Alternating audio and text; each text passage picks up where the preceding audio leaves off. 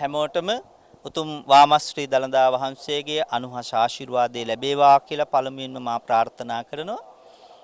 මේ දිනවල ඓතිහාසික උතුම් ශ්‍රී දන්ස්ටා ධාතුන් වහන්සේ සියසින් දැකලා වන්දනාමාන කරන අවස්ථාවක් බවට මේ දිනවල අපි හැමෝටම පත් වෙලා තියෙන දින වකවානු කාල සීමාවක් තුළ දළදා හාමුදුරුව සියසින් දකින අවස්ථාවේ හැමෝටම දැනෙන දෙයක් තමයි දළදා හාමුදුරුවෝ වැඩ ඉන්නේ තවත් කරඬුවකද එහෙම නැත්නම් තවත් හදන ලද සකසන ලද කොපුවකද මේ දළදා වහන්සේ වැඩ ඉන්නේ කියලා පුංචි ගැටලුවක් හැමෝගෙම හදවත් තුළ දළදා හාමුදුරුව වන්දනා කරන අවස්ථාවේ දැනෙන දෙයක් සිහිපත් කරනවා. මේ වැඩ ඉන්නේ බුදුහාමුදුරුවන්ගේ වාමශ්‍රී දළදා වහන්සේමයි. අපි සිහිපත් කරන විදිහට බුදුහාමුදුරන්ගේ පරිනිර්වාණයේදී සතර දළදා වහන්සේ චිතකයේ ඉතුරු වෙනවා බුදුහාමුදුරන්ගේ අදිෂ්ඨාණයෙන්. එහිදී කේම මහරහතන් වහන්සේ ලබාගත් වාමශ්‍රී දළදා වහන්සේ බ්‍රහ්මදත්ත රජතුමාටයි බාර වෙන්නේ. ඒ දළදා වහන්සේ තමයි හේමමාලා දන්ත කුමාරයා කිත්සිරි මෙවන් රජ දවස මෙරටට වැඩම කරන්නේ.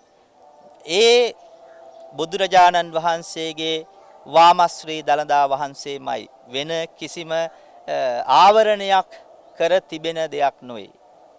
බුදුහාමුදුරන්ගේ චරිතයේ බුදුහාමුදුරන්ගේ ශරීරය ගැන උගන්වන ත්‍රිපිටකයේ තුල උගන්වන සූත්‍ර ධර්මවල සඳහන් වන කාරණයක් මේ වෙලාවේ සිහිපත් කරන්න ඕනේ.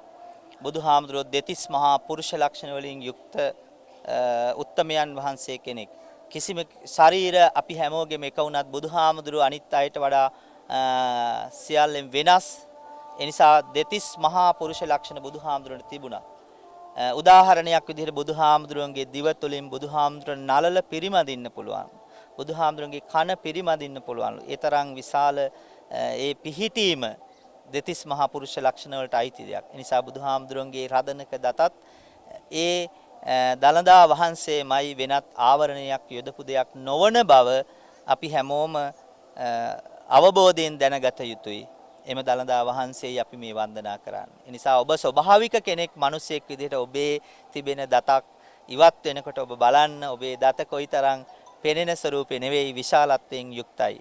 එසේනම් බුදුරජාණන් වහන්සේ මේ ලෝකයේ හිටපු ශ්‍රේෂ්ඨතම අසම සම වූ කෙනෙකුට සමාන කරන්න බැරි උත්තමයන් වහන්සේ උන්වහන්සේගේ ජීවමානව පවතින මේ වාමශ්‍රී දළදා වහන්සේ වෙන කිසිම ආවරණයක් නෙවෙයි එම දළදා වහන්සේමයි. ඒ නිසා ඔබ අවබෝධයෙන් ශ්‍රද්ධාවෙන් ඔබේ දෑසින් ඔබ මේ දළදා වහන්සේ දකින්න මනසින් දැකලා ඔබ බුදුගුණ ගායනා කරන්න බුදුගුණ සිහිපත් කරන්න ස්වාසු දහසක් ධර්මස්කන්ධේ පහස ලැබපු මේ වාමශ්‍රී දළදා වහන්සේමයි. ඉතින් ඒ නිසා සැකයකින් තොරව ඔබ වන්දනාමාන කරන හැටියට බොහොම ගෞරවයෙන් මේ වෙලාවේ සිහිපත් කරනවා හැම දිනාටම උතුම් දළදා හාමුදුරුවන්ගේ පිහිටයි.